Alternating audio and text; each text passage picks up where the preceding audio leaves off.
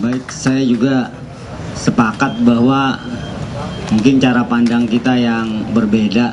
Anas melihat mungkin dari kacamata dirinya dulu sebelum jadi Ketua Umum Demokrat masih ngontrak kan di Duren Sawit, sekarang bisa melebarkan sampai ke sebelahnya, sampai kemudian kemarin rakyat mau segel dia punya rumah. Artinya bahwa sekarang dia sudah memasuki bukan lagi sejahtera tapi lebih dari sejahtera kan gitu. Jadi wajar kalau kemudian itu membuat dia agak positive thinking bagaimana melihat kemiskinan yang ada di Indonesia, karena dalam kacamata dirinya ya toh dia sudah mampu, sudah dikawal, sudah macam-macam kan, punya ajudan. Jadi dia positive thinking saya pikir, karena melihat dari dirinya bahwa rakyat Indonesia sudah tidak lagi sengsara. Toh buktinya dia tidak sengsara kan gitu. Gayus dulu waktu masih jadi pegawai dulu tidak, dia sengsara, masih ngontrak rumah kecil di Jakarta Utara. Sekarang sudah punya duit miliaran. Artinya kan standarnya, kalau standarnya itu ya betul gitu, bahwa masyarakat Indonesia sudah terentaskan kemiskinannya. Saya juga sepakat bahwa korupsi di Indonesia ini sudah sebegitu parah karena sudah menjadi tradisi. Hampir semua lini lah pegawai kalau hanya makan dari gaji tentu dia tidak akan berbuat apa-apa. Tentunya ya mau nggak mau harus ya mungkin bahasanya korupsi atau juga apa namanya pungutan liar dan lain sebagainya. Semua yang ada di sini, Bapak, Ibu, kakak-kakak semuanya, mohon maaf bila ada suara kami kurang mengenang, tapi saya akan coba untuk mengenang almarhum juga dan untuk membawa lagu Tanah Abang ini. Hei, Mas Abi. Lo ya. Dari jauh kakaknya. Udah intinya.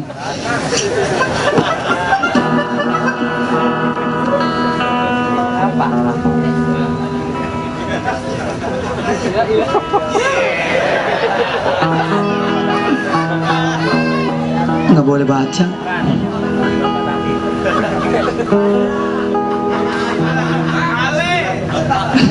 Santai balik.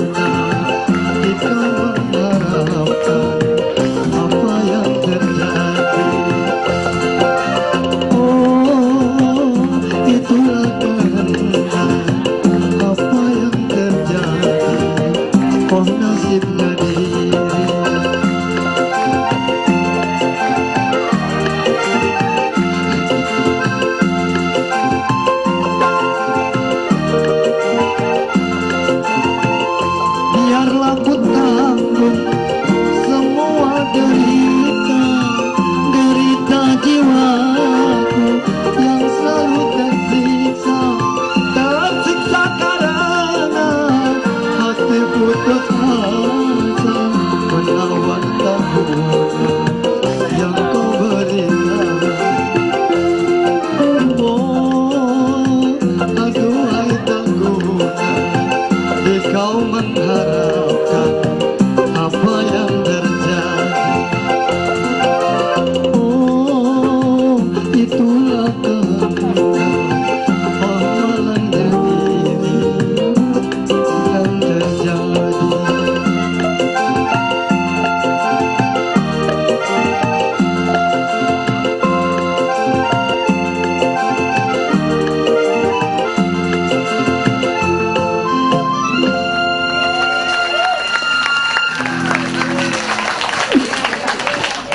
Aneh kira aneh mau diiringin sama Ayu Ting Ting.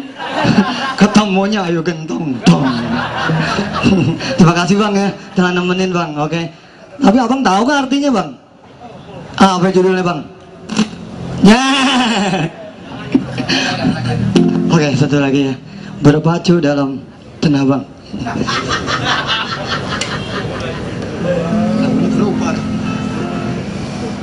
Ayo naik.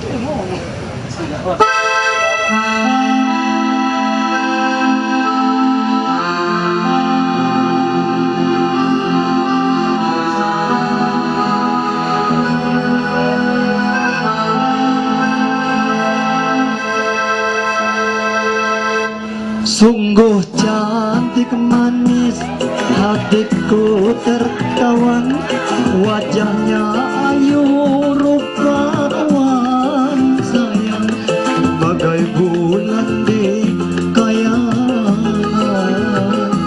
menjauh di balik awan. Gayanya yang manja selalu dipuja, rambutnya ikan berdenai sayang, bikin hati pemuda terkenang selalu padanya. Hey!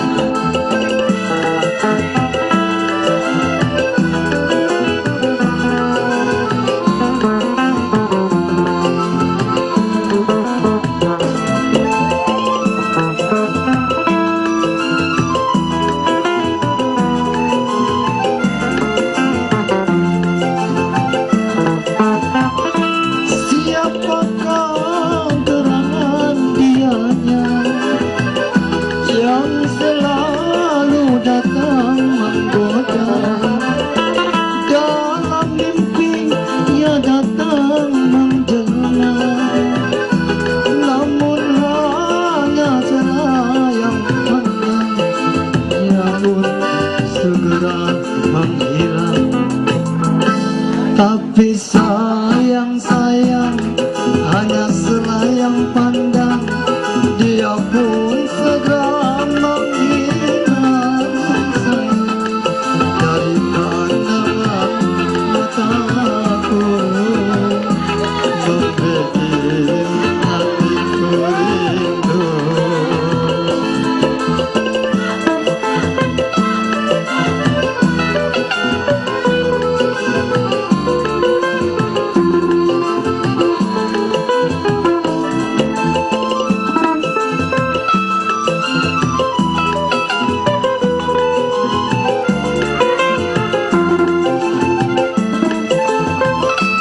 Siapakah gerangan dianya yang selalu datang menggoda? Dalam mimpi ia datang menjana, tapi hanya selayang pandang, dia pun segera menghilang. Tapi sayang, hanya selayang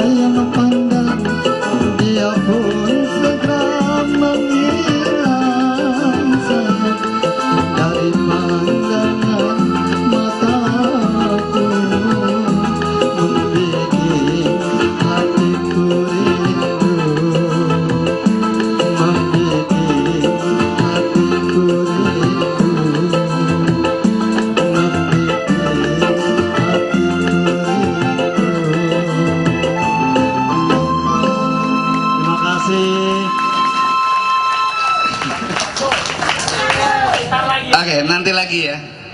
Kita masih ada sesi.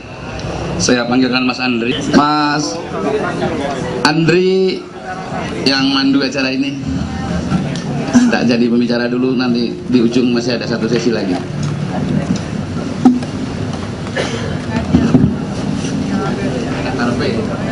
Terima kasih.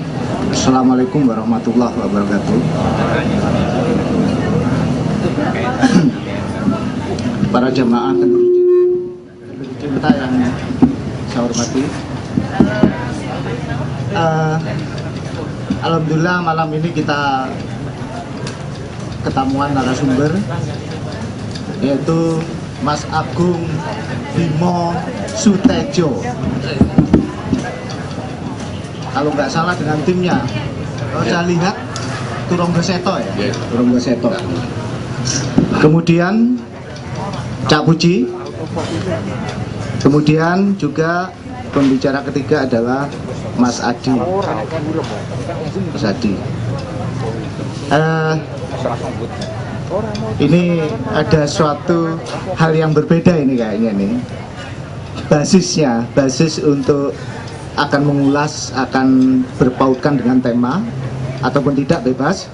Kalau Mas Adi ini kita lihat di televisi selalu membawakan suatu yang namanya kritik-kritik sosial terhadap kemapanan yang berlangsung yang tidak sesuai dengan koridor-koridor yang ada. Kalau Cak Puji ini meskipun dia seorang pengusaha tapi punya basis kuat dalam konteks spiritualitas dan budaya. Menyambung ketiga adalah tim dari Turonggo Seto yang dikomandoi oleh Mas Agung Bimo Sutejo yang kemarin cukup menggemparkan. Saya sampai ditelepon teman-teman saya yang dari Garut masalah Cidaurip itu, Gunung Piramid yang dulu pernah diungkap di KC 3 tahun yang lalu kalau nggak salah, 4 tahun yang lalu, sehingga ada pasulukan Loka, Ganda Sasmita, Pemuda Pancasila, kemudian stafnya gubernur nelpon saya. Kadang-kadang saya nggak paham ini kok apa nelpon saya, dari mana HP saya ini, apa pautannya. Saya sudah 4 bulan hilang dari KJ. Mungkin background ini penyelesaian ke depan bangsa kita harus tahu jejak masa lalunya untuk bisa melakukan suatu resolusi masa yang akan datang. Seperti beliau, Pak Amin, selalu memberikan suatu perangkat sejarah, analisa historikal sebelum mengambil suatu policy yang akan datang. Jarang orang seperti beliau di struktural yang mampu memberikan nuansa-nuansa seperti itu. Apalagi berhubungan dengan beliau-beliau ini, tentunya dengan basis aktivitas masing-masing akan memberikan suatu nuansa-nuansa yang memberi gambaran bagaimana sih proses perjalanan bangsa ini dari masa lalu menuju masa depan. Yang saya katakan mungkin periode sisasi 2012 ini akan banyak membuka satu hal, tabir-tabir baru. Karena pautannya mungkin ada yang bicara tentang tahun Maya dan lain-lain. Apalagi dari konteks Jawa akan lebih jauh lagi. Untuk itu akan saya berikan kepada yang junior dulu, meskipun di dalamnya itu tua. Itu Mas Agung sama tim. Silakan Mas Agung. Selamat malam. Di sini saya bersama teman-teman dari Turonggo Seto. Saya perkenalkan dulu. Sebelah saya namanya Rehan Al-Gadri. Sebelahnya lagi Nathan yang kayak bule. Terus sebelahnya lagi itu Emir Al-Gadri, masih saudaraan dengan Rehan. Dan yang paling ujung adalah Mas Maya Suara. Di sini kami dari berserta tim Turonggo Seto sebenarnya sudah lama curiga bahwa negara ini tidak sekerdil yang tertera di sejarah yang ada. Kita mencurigai berbagai banyak hal karena kita mendapatkan bolong-bolong di sejarah yang luar biasa. Salah satu pertanyaan kita yang sampai sekarang ini belum bisa kita jawab adalah, kalau misalkan Belanda ini mendaratnya di Batavia, maka seharusnya dalam mereka membuat perkebunan tebu untuk pabrik gula dan sebagainya kan harusnya dekat jangan Jakarta ya, supaya untuk ekspor supaya mudah. Tapi kenyataannya pabrik gula terdekat adanya di Cirebon, makin ke Jawa Tengah, Jawa Timur makin banyak, makin mendekati pusat Majapahit makin banyak pabrik gula. Ini aneh, karena kalau misalkan pabrik itu dibikin di misalkan Madiun, kemudian nanti diekspornya melalui Jakarta, dalam kondisi waktu itu yang belum ada mobil, belum ada truk, berarti gula setelah jadi harus naikkan ke kereta, dibawa ke Jakarta, baru diekspor ke luar kota, ke luar negeri. Aneh kan?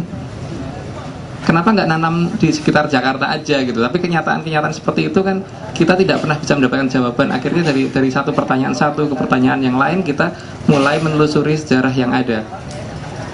Dan dari perjalanan kita, mulai dari membaca relief percandi, yang kita temukan ternyata tidak sesuai dengan pembacaan yang sudah tertera di buku-buku sejarah. Seperti misalkan di Candi Prambanan itu dikatakan ada cerita Ramayana, bisa dilihat nggak ada cerita Ramayana di Candi Prambanan.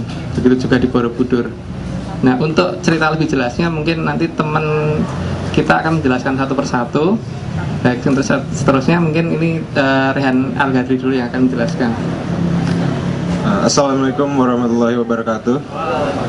Perkenalkan, nama saya Rehan Al-Gadri.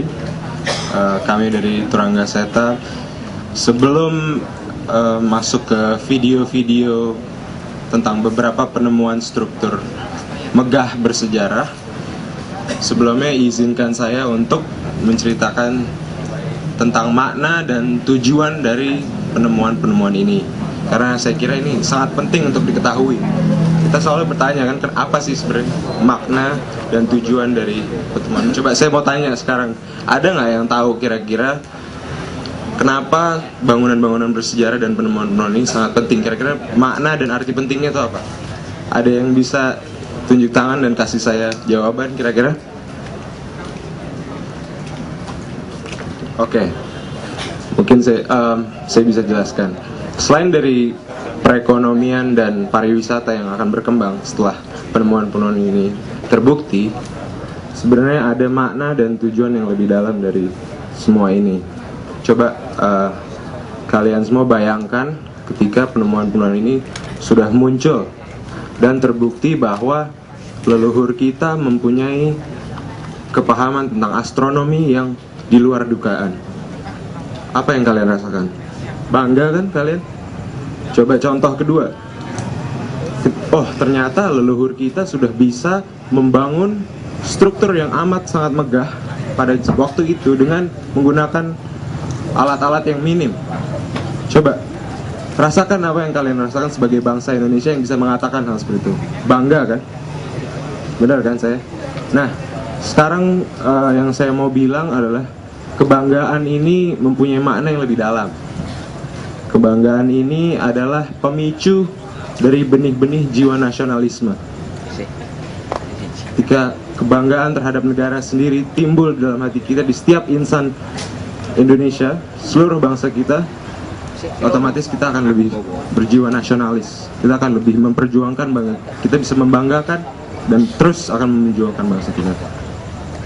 Sekian dari saya. Sekarang kita akan memutar video dari bukit-bukit yang kita curigakan menjadi struktur-struktur megah di zaman purbakala. Dan beberapa dari bukit-bukit ini sudah kita uji secara ilmiah. Boleh dimulai videonya, Mas Maya? Lampu. Terima kasih.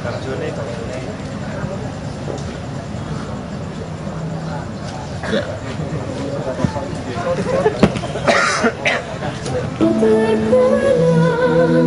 Selama hidupku, biarpun saya pergi jauh, tidak akan hilang dari kalbu. Tanahku yang ku cintai,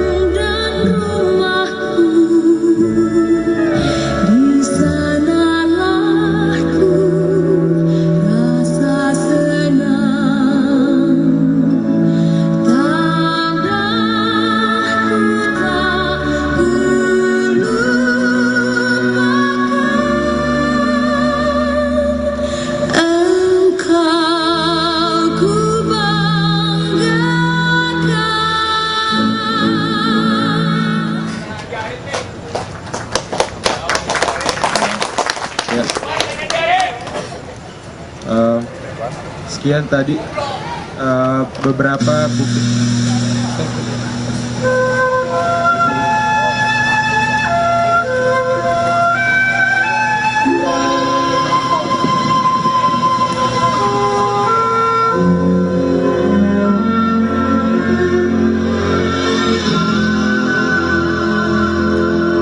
Ini salah satu bukit yang sudah kita uji secara ilmiah dan kita akan tindak lanjuti jauh lebih jauh.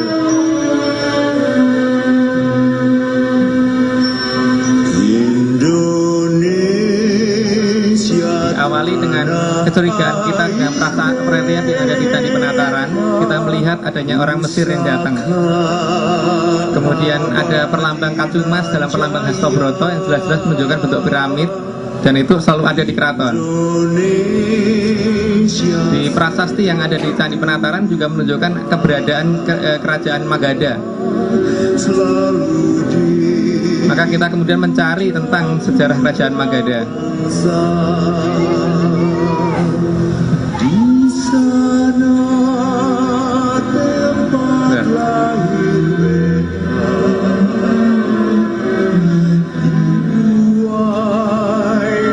Dalam cerita pewayangan terdapat cerita Sang Mahaprabu Watugunung yang kemudian beliau berhasil mengalahkan Bathara Guru, maka kemudian mendapat gelar Sang Guru Hyang, sehingga di tanah Pasundan dikenal dengan nama Sang Kuryang.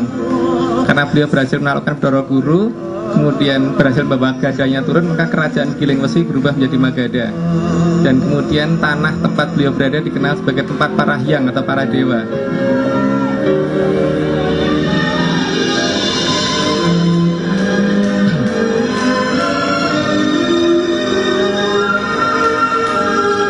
Dalam menentukan di mana kerajaan Magadha, maka kita mencari mitos tentang Sang Kuryang. Kita temukan ada cerita Sang Kuryang berada di sekitar Gunung Tangkuban Perahu, dan kemudian kita mengetahui ada nama Gunung Batu di daerah Bandung, sehingga kita mulai meneliti arah dari kota Bandung. Dalam serat Sabdo Tomo juga jelas bahwa ada cerita tentang mendungkari gunung-gunung atau membuka gunung-gunung besar. Dalam serat Ugo Siliwangi juga tertulis dengan jelas nama lelakon berkali-kali. Bahkan koordinatnya tuh kelihatan bahwa anomali sekali, arti terpisah dari grup. Kita tandai dengan warna merah. Dalam mitos orang Sunda, mereka mengatakan mengenal Kabuyutan, dan yang dikenal dengan Kabuyutan ternyata adalah gunung. Dan di kalangan masyarakat sekitar Lakon mengenal adanya istana yang hilang di daerah sana. Inilah bentuk gunung Lelakon waktu kita mengadakan ekspedisi pertama kali. Kita mengadakan ekspedisi sampai ke puncak Lelakon untuk survei tentang tanah, jenis batuan dan sebagainya sampai ke atas dulu. Kita mendapatkan bentuk-bentuk seperti ini yang kita dapatkan dari Gunung Lelakon.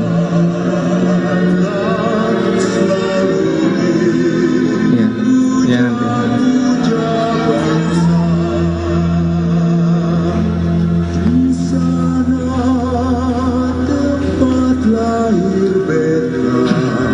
Kemudian besar dengan data awal kita mencoba mendatangi RT RW Lurah untuk mengadakan penelitian di sana dengan penggalian didampingi oleh organisasi advokat Indonesia. Kita mendapatkan batu bronjongan dengan posisi kemiringan 30 derajat. Itu persis dengan di seluruh piramid-piramid yang ada di seluruh dunia, termasuk di Meksiko dan di Mesir yang tertimbun serta di Bosnia. Dan ini tidak natural karena melawan arah gerak intrusi tanah.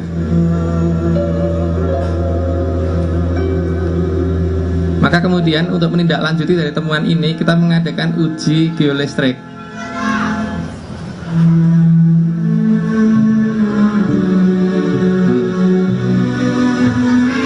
Kita mengadakan uji geolistrik dengan menggunakan geolistrik Supersting R8 dengan jarak elektroda 5 meter. Ya. Kita mendapatkan bentuk struktur seperti ini yang tergambar dari hasil uji pacul. Kemudian dari hasil uji penggalian sumur kita mendapatkan seperti ada lantai karena selalu menyentuh batuan keras yang tidak bisa ditembus lagi oleh penduduk.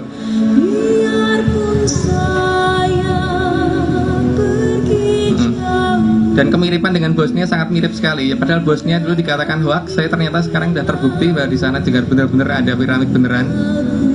Dan di Bosnia ketinggian piramid 230 meter dan kita terendah 300 meter. Ya, batu bronjongnya terlihat sama persis.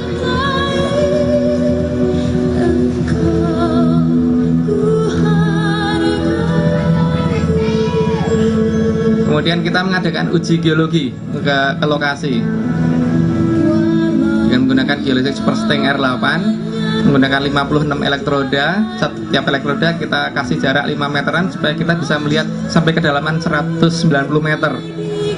Berdasarkan perbedaan resistivity tanah, kelihatan ada struktur di dalam tanah dengan jelas sekali.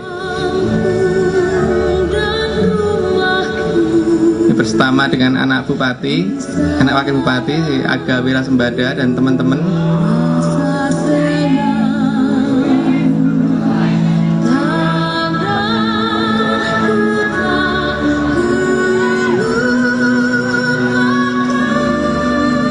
Kemudian hasil dari Geolithic Super Sting yang kita dapat seperti ini.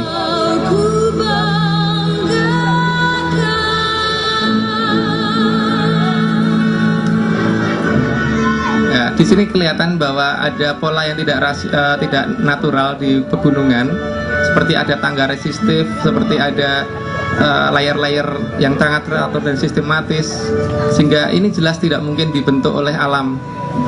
Maka kemudian data ini kita bawa ke salah satu profesor, nama Profesor Dr. Sayogi. Kita mendapatkan pernyataan sebagai berikut.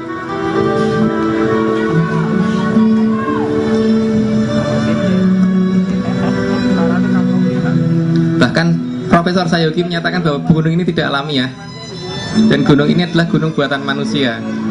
Artinya kita memiliki piramid dengan tinggi minimal 300 meter, sedangkan di Mesir tertinggi cuma 146 meter.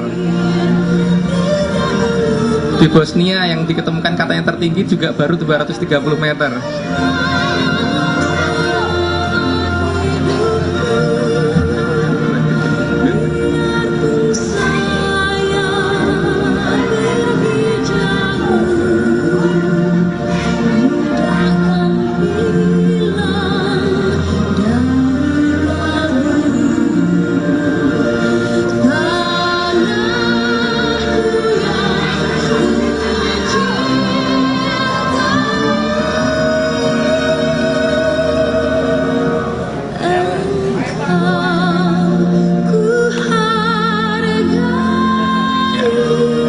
Stop dulu, Mas.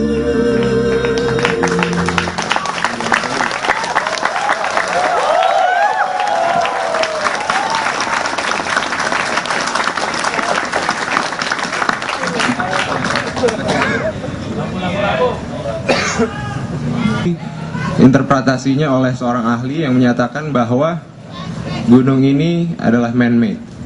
Kebetulan juga saya ingin berbagi cerita kepada kalian semua tentang komunikasi saya terhadap profesor yang menemukan piramid di Bosnia melalui email.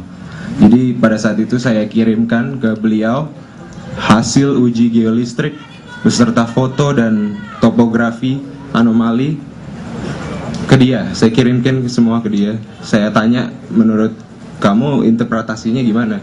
Dan jawabannya dia sangat detail sekali, bahwa dia menyatakan bahwa lapisan sistematis yang ada di uji geolistrik itu adalah artificial origin atau buatan manusia. Dan ini menurut pengalamannya dia dari penemuan situs arkeologis sebelum-sebelumnya. Jadi emang semua seperti itu gitu. Jadi maka kami himbau kalian semua untuk mendukung gerakan kami dan menyimak video berikutnya, karena bisa jadi gunung-gunung yang belum kita tes secara ilmiah juga kemungkinan besar adalah piramid semua gitu. Terima kasih. Sebelumnya akan dilanjutkan oleh teman saya. Assalamualaikum warahmatullahi wabarakatuh. Perkenalkan, saya Emir ya. Mungkin melanjutkan saja dari Rehan. Jadi saya ngambil contoh paralel dari luar ya, bukan dari Indonesia saja gitu. Jadi biar kita berasa loh kok tiba-tiba zaman sekarang muncul kayak gini, maksudnya apa gitu. Dan mungkin dengan menarik contoh dari luar kelihatan lebih jelas ya. Seperti yang di Bosnia sekarang itu ditemukan piramid yang sudah diuji carbon dating, itu umurnya 30 sampai 40 ribu tahun.